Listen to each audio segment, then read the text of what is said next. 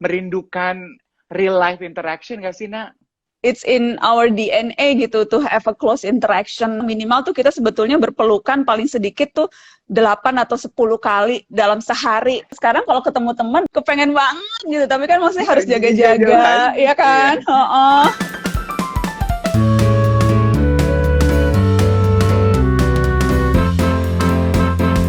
Halo, selamat siang teman-teman Bazar Indonesia. Selamat berakhir pekan semuanya.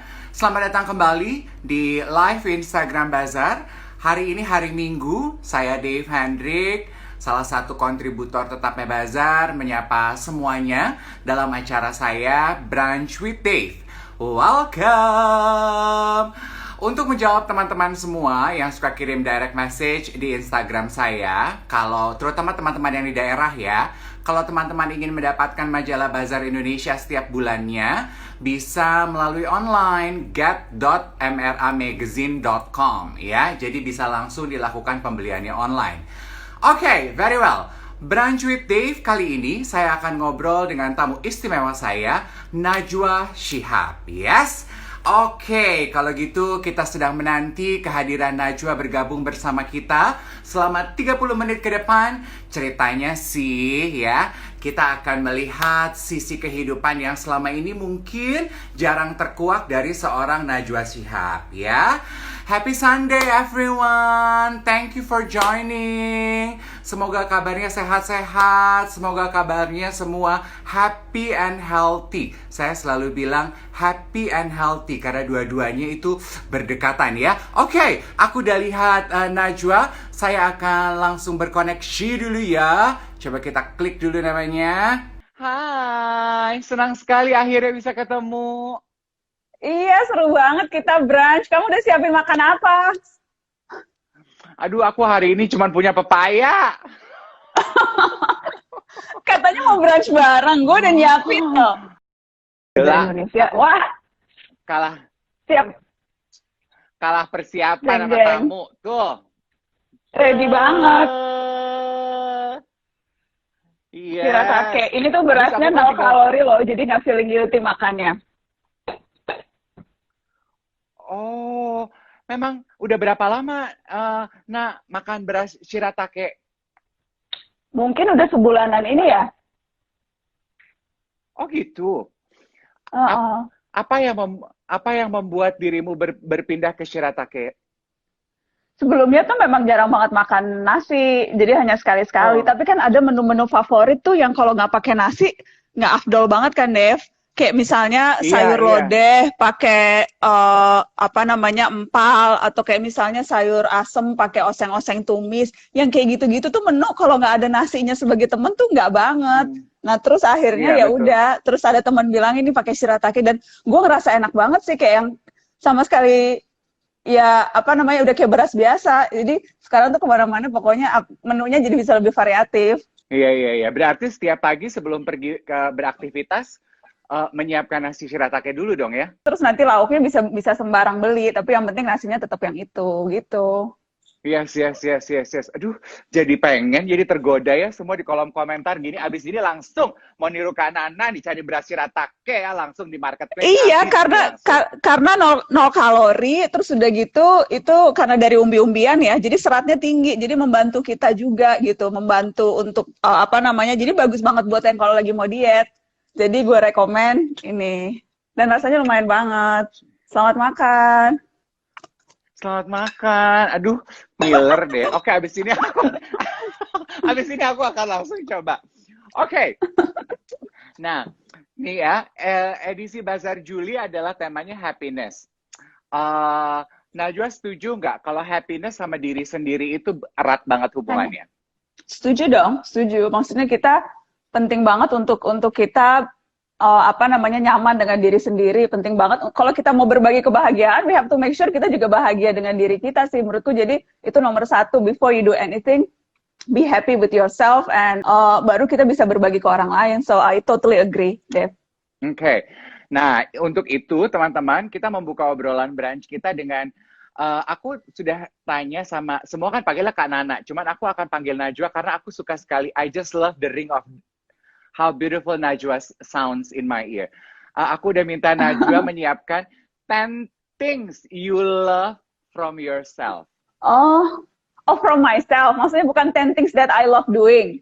Nggak apa-apa di fix ya. No, boleh 10 things you love doing or 10 things you love from yourself. Mungkin yang I love doing dulu ya, karena it's much easier gitu. Karena kadang suka nggak accountable gitu kalau mau jadi sendiri. Yang what I love doing mungkin, jadi tuh banyak yang mungkin have this perception gitu. Kalau misalnya karena melihat hanya seminggu sekali atau hanya melihat dari tayangan di YouTube atau di TV gitu deh. Kayaknya gue tuh orangnya serius mulu gitu. Padahal actually I love simple things sih. Jadi I love ngemil coklat sama biskuit. That's the most, dari dulu tuh hobinya ngemil itu. So, kayak quiet time for me itu adalah kalau bisa duduk baca buku puisi sambil ngemil biskuit. That's the thing that I love the most itu. Terus I love watching romantic comedy films, film-film ciklit yang model-model. Iya kan, yang model-model. Kemarin tuh itu holiday, jadi gue nonton ulang beberapa kali. Terus Notting Hill, terus film-film jadul yang romantic comedy zaman dulu tuh I love watching them gitu, karena kayaknya good feel aja nggak sih nonton itu, Dev, ya nggak sih? Oh, iya banget. Aku juga tiap kali lagi kesebel gitu ya, kayaknya instant pick me up booster tuh udah romantic comedy deh. Banget. Terus habis itu what else? Oh, I love buku kriminal. Gue tuh seneng banget kalau baca buku di awal penuh misteri, terus di akhirnya ketahuan siapa pembunuhnya gitu. So, aku tuh kalau baca buku itu tuh bisa sehari selesai walaupun yang tebal-tebal segini. So, I love doing that. Gila. Terus, I love, sekarang karena lagi pandemi, kebiasaan buruk tapi menyenangkan banget adalah ngeliat-ngeliat online shopping. Ya ampun, parah banget gue deh, online shopping mulu. Segala macam dibeli. Oke, coba pengen tahu ya, kalau seorang Najwa Shihab online shopping tuh, what do you go for? Is it clothes, shoes, skincare, foods, apa nak? Aduh, you name it, semua deh kayaknya gue beli tuh. Gue tuh sampai download semua aplikasi market online place tuh ada di HP gue. Lu sebutin deh semua merek, ada semua. Jadi kadang dari hal-hal, ya pas beli masker lucu-lucu, terus beli lipstick gitu kan, terus beli kaos kaki. Ya Allah, kaos kaki tuh lucu-lucu dan murah-murah banget, ya ampun. Masa ada kaos kaki yang cuma 3.500 gitu. Pokoknya langsung menggila gitu ngelihatnya, langsung beli selusin gitu. Pokoknya segala macam deh, sampai beli bolam lampu, sampai beli keset, hal-hal nggak penting, tapi terus kita lihat, oh kayaknya gue perlu nih, klik, ya ampun. Nah, menurut lo, apa yang membuat lo yang tadinya tidak impulsif gitu, mendadak pandemi gini jadi mendadak impulsif, nak? Apa ya? Mungkin karena kan karena sekarang kan kerjaannya semua pakai HP gitu kan. Maksudnya all the things we do, dari mulai rapat, dari mulai bikin konten, sekarang gue juga pas pakai HP, dari mulai ngedit. So anything tuh, dari dulu tuh HP udah di tangan, tapi sekarang tuh betul-betul HP jadi the extension of our arm aja gitu. Dan akhirnya we do things yang kayak susah dikontrol gitu. Udah selesai Zoom meeting atau nunggu Zoom berikutnya, ngecek ini lagi hari belanja apa ya yang lagi diskon gitu. Parah banget, tau gak sih? Karena kita makin tergantung pada alat kita kan, kita makin tergantung pada teknologi sekarang gitu. Betul banget. Itu sih aku yakin teman-teman Bazar yang menyaksikan juga banyak bisa relate ya, yang tadinya nggak impulsif belanja sekarang tuh jadi mau nggak mau impulsif belanja. Tapi bicara sedikit mengenai interaksi yang terjadi selama pandemi ini di screen yang tadi Nana bilang. Merindukan real life interaction nggak sih, Nak? Sangat. Karena kan ada yang nggak tergantikan ya. Maksudnya, karena kan kita human nature itu memang it's in our DNA gitu, to have a close interaction gitu. Gue pernah baca buku tuh yang psikolog bilang minimal tuh kita sebetulnya berpelukan paling sedikit tuh 8 atau 10 kali dalam sehari. Kita manusia tuh butuh pelukan, butuh sentuhan fisik gitu. Jadi sekarang ya sekarang kalau ketemu teman, karena kan kita kan memang udah mulai longgar walaupun masih harus jaga jarak dan sebagainya. Tapi kalau ketemu teman tuh yang kepengen banget gitu, tapi kan masih harus jaga-jaga, ya kan? Kalau ketemu geng tuh biasanya yang selfie-nya lama, deket-deketan, sekarang selfie tapi jaraknya jauh-jauhan gitu. Jadi miss that interaction, miss that physical connection banget sih. Ya nggak sih, Dev? Iya, betul banget. Aku kadang-kadang kalau udah lagi butuh dipeluk ya paling cuma bisa peluk dari belakang ponakan-ponakan gue aja gitu. Abis ya kan perlu ya Uh-uh. sentuhan kehangatan sesama manusia tuh. Oh my God. Nggak tergantikan lewat Zoom atau lewat apapun tuh nggak tergantikan. Ya lumayan gitu, minimal kita bisa ngelihat apa namanya, bisa eye contact, walaupun eye contactnya juga kan terkadang kita malah lebih sering ngaca diri sendiri dibanding ngelihat orang nggak sih kalau Zoom gitu. Bener Tapi ya, banget. ini yang heboh sendiri benerin rambut lah apalah. Woi, my eyes are up here gitu, ngelihatnya ke lensa, lu malah ngelihat diri sendiri. Tapi maksudnya gitu-gitu lah. Yes. The reason kenapa sebetulnya nih kita minta Nana juga membagi kepada teman-teman Bazar yang menyaksikan kali ini what you love from yourself, karena kan kita pengen teman-teman juga mungkin bisa melakukannya supaya kita bisa membangkitkan rasa bahagia. Kan kita harus sayang sama diri kita kan. Jarang nih kita memuji atau melihat secara fokus kualitas diri kita. Nah, kita juga pengen denger dong dari Najwa. Do my best, I would try everything gitu. Jadi maksudnya kalau misalnya sekarang nggak bisa, I would push myself sampai bisa. Jadi dan itu aku pelajari selama puluhan tahun meniti karir ini sih.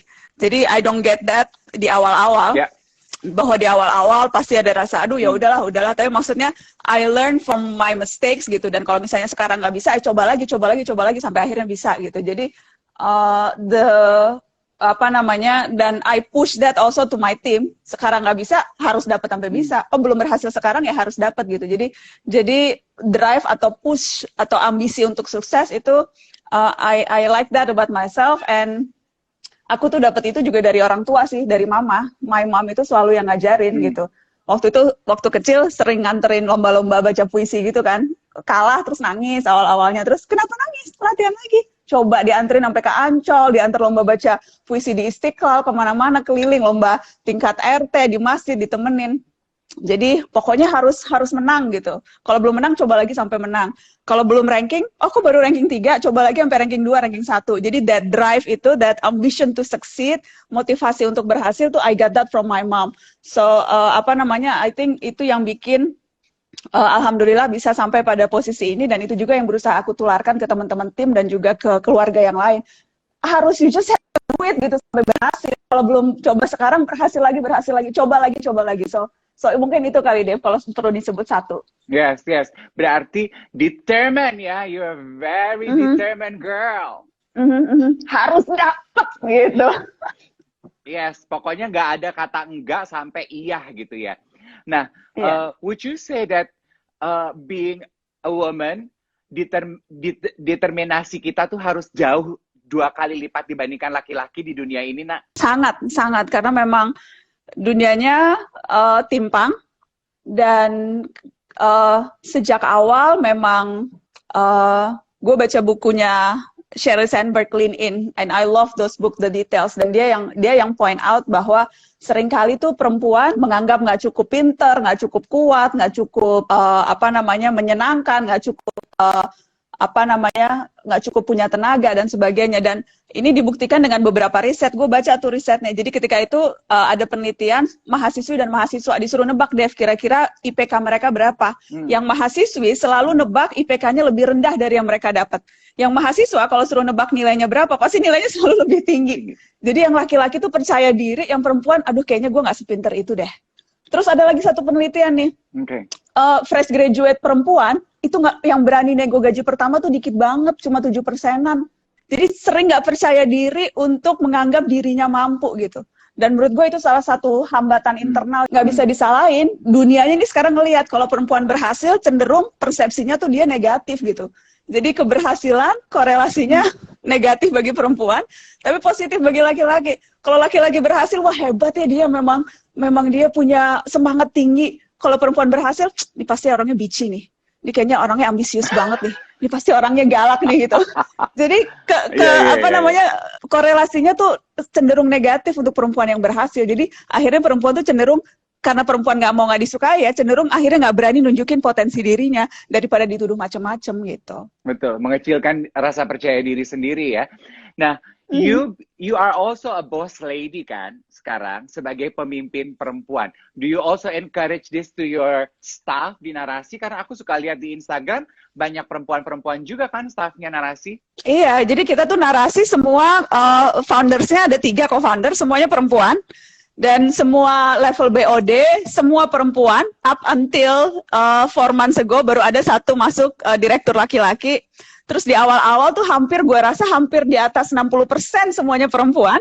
Baru sekarang mulai agak imbang tuh rasionya, tapi tetap antara laki-laki dan perempuan. Jadi memang sejak awal tuh sengaja kita spesifik karena gue merasa banyak kelebihan sih punya tim perempuan. Jauh lebih berempati, biasanya lebih kreatif, bisa kalau mendengarkan tuh lebih teliti gitu ya. Terus lebih fleksibel juga gitu. So, I think banyak banget sih kelebihan yang dimiliki perempuan baik sebagai bos maupun sebagai karyawan atau sebagai anggota tim gitu ya. Yes, yeay, itu semua langsung, yeay, go girl power. Ini ada yang nanya, Kak Dave kenapa ngelihat matanya ke bawah? Karena kan kalau live Instagram, Nana adanya di bawah, jadi mata aku ke bawah. Iya, atas bawah. Oh my God, you guys are very critical, but thank you. Now I want to talk about your infatuation to sneakers. Semenjak kapan sih jadi sneakerhead? Aduh, gue tuh bukan sneakerhead, maksudnya I just love wearing sneakers gitu, tapi bukan hitungan sneakerhead. Kalau sneakerhead kan yang benar-benar udah itu gitu ya. Kalau gue tuh emang dari dulu suka pakai sneakers, cuma karena kan nggak ada kesempatan untuk orang ngelihat.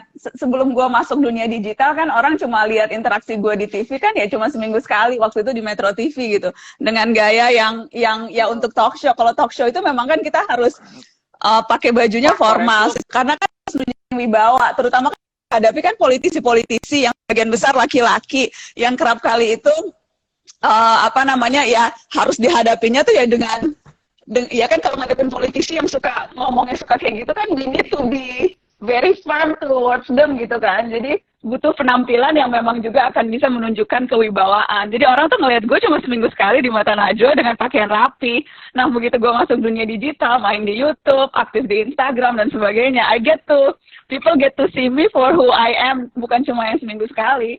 Ya gue kalau sehari-hari ya dasteran, pakai sneaker, pakai kaos dan sebagainya. Jadi terus orang, oh baru ya suka sneaker, udah dari dulu gitu. Cuma sekarang karena memang kenal lebih banyak orang, kenal beberapa teman yang memang sneakerhead banget, baru kemudian lu suka sneaker, ini bagus nih gitu. Jadi akhirnya baru belajar, kira-kira baru setahun terakhir inilah baru belajar sneaker benar-benar gitu ya.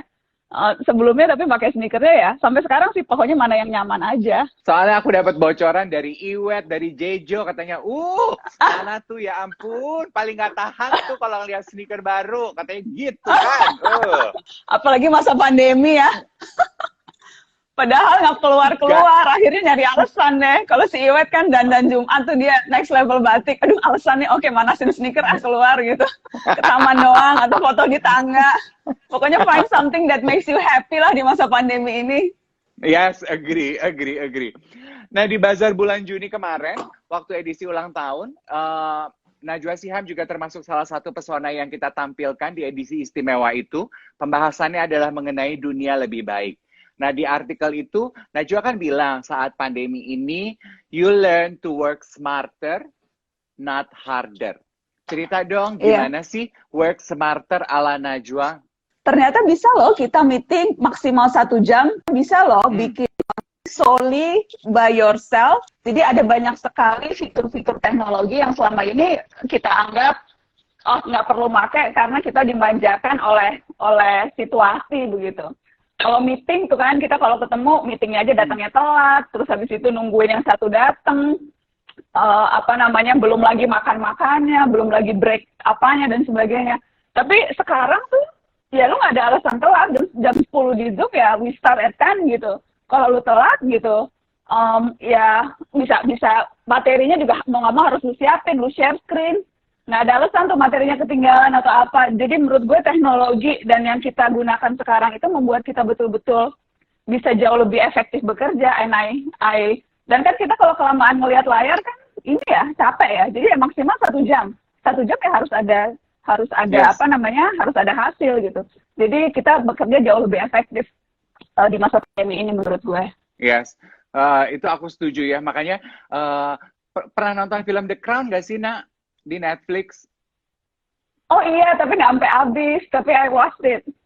Yes, nah aku tuh suka adegannya itu tiap kali Perdana Menterinya ketemu Ibu Ratu, dia tuh Winston Churchill bilang, gue tuh cuman mau meeting sama Ibu Ratu berdiri 30 menit. Karena we can achieve so much in just 30 minutes. Aduh, I so agree. 30 menit tuh you can do so much asal fokus dan atensi kita ada di situ. Ya, Mbak? Bener banget, bener banget. Yes, oke. Terakhir mungkin pembahasan kita adalah di artikel itu Nana juga bilang bahwa untuk dunia lebih baik harus ada humility, transparency, and collective action. Nah, collective action tuh apa sih maksudnya, Nak? Iya, menurut gue sekarang kita makin lama makin sadar, terutama pandemi ini ya, betapa kita saling terkoneksi satu sama lain. Kebayang nggak sih virus yang bermula dari Cina, Wuhan, sekarang menyebar hampir di seluruh dunia, nggak ada lagi tempat yang literally free dari virus itu. Gimana kegiatan kita itu, apa yang orang lakukan di sana berdampak di sini gitu. So we live in a really connected world gitu. Itu yang pertama. Terus yang kedua, aksi yang kita lakukan itu ngaruh dengan orang-orang sekitar. Kita nggak pakai masker merasa ya memang cuma karena kita nggak akan ngaruh, tapi enggak, lu nggak pakai masker, lu keluar, lu berpotensi nularin yang lain gitu. So everything that we do sekarang matters bukan hanya untuk kita tapi juga untuk orang lain. Jadi kita semakin punya tanggung jawab gitu untuk sama-sama menjaga. Kita buang plastik gitu misalnya, atau kita hemat diet kantong plastik. Mungkin dianggap itu hal yang kecil, tapi no, actually yang kita lakukan itu walaupun sedikit nantinya bisa berdampak pada pengurangan limbah plastik gitu. So never underestimate a small act of kindness sih menurut gue, terutama di masa pandemi ini. Kita kemarin awal-awal kita kan banyak sekali tuh teman-teman yang bikin fundraising solidaritas. Itu gue inget banget yang sekarang terkumpul tuh salah satunya yang waktu itu diinisiasi Narasi konser musik di rumah aja deh, itu kan udah sampai 15 miliar. Itu 15 miliar terkumpul dari ratusan ribu orang yang nyumbangnya tuh ada yang 5.000, 10.000, 20.000. Tapi dengan uang itu tuh anak-anak yang terpelosok yang nggak punya alat belajar digital bisa kita kirimin buku gambar supaya tetap mereka bisa belajar.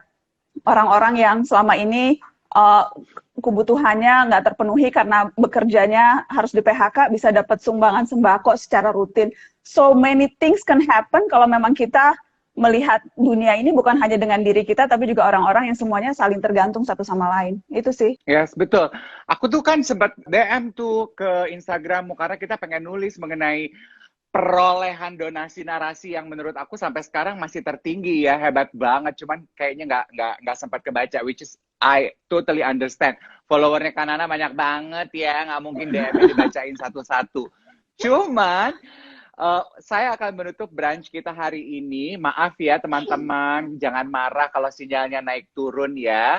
Saya tuh janji untuk membacakan satu pertanyaan dari Instagram. Kanana kan punya talk show yang membahas mengenai kegaduhan politik. Pernah nggak mendapatkan ancaman untuk diri sendiri atau terhadap keluarga? Suka ada rasa takut nggak sih, Kanana? Jawabannya sering. Takut, pasti ada takutnya. Tapi sebetulnya yang aku alamin itu tidak ada apa-apanya dibandingkan ancaman-ancaman misalnya yang dialami oleh wartawan-wartawan di daerah. Wartawan di daerah yang mungkin jauh dari pandangan mata publik, yang NGO-nya atau lembaga sosial masyarakatnya, LSM-nya terutama belum cukup kuat sehingga belum cukup punya banyak pendamping. Kalau mereka tuh ancamannya fisik, di penjara atau digaplok gitu oleh oknum aparat gitu. Nah, menurutku yang sekarang harus diwaspadai adalah banyak banget orang yang ancaman yang tidak suka pada suara-suara yang kritis. Dan kemudian serangannya itu lebih serangan doxing atau virtual, jadi difitnah, Dev. Dan itu kan banyak banget kita lihat sekarang, kadang akun medsosnya diretas, kemudian nggak ada kasus pun diada-adakan gitu. Terus kalau kita kritik dibalasnya pakai intrik, kalau kita ngasih argumen untuk sesuatu dibalasnya pakai sentimen. Jadi menurut gue sekarang yang terjadi adalah kita harus hati-hati melihat begitu banyak pihak-pihak yang mungkin nggak suka gitu ya dengan suara-suara keras dan mencoba menyerangnya itu lewat cara-cara yang menjatuhkan kredibilitas, nuduh macem-macem, ngancem sebagainya pakai suara tinggi. Jadi itu sih yang menurut gue harus diwaspadai. Tapi memang dari dulu memang selalu kayak gitu kalau gue mau cerita. Dari mulai waktu dulu pas lagi rame buka soal skandal mafia bola tuh. Wah, itu juga mafia bolanya macam-macam tuh. Waktu dulu pas bongkar soal sel suka miskin gitu, koruptor. Itu juga macam-macam tuh gitu. Tapi ancamannya sekali lagi ancamannya beda dengan bukan ancaman fisik tapi ancaman apakah lewat sosial media atau ada yang WA atau lebih ke hati-hati, saya tahu kamu di mana dan sebagainya. Jadi ancaman-ancaman seperti itu yang insya Allah mudah-mudahan hanya sebatas ancaman kosong gitu ya, nggak kejadian betulan. Itu tadi, that's a very beautiful quote from Najwa. Hati-hati kritik dibalas intrik. Uduh, ya. Tapi you get immune and you get tougher because of that, ya. Oke, terjawab ya teman-teman sekalian ya. Aduh, kita harus menutup perjumpaan brunch kita bersama Najwa kali ini. Tapi please, ya, please. We have to do this again real time. Yes. Apabila pandemi sudah mulai mereda. Setuju gue. I'll bring the shiratake, you'll bring the papaya. It's a date. Enjoy the rest of your weekend. Thank you so much. Salam buat keluarga. Stay happy, stay healthy ya Kak Nana ya. Thank you, Dave. Bye-bye.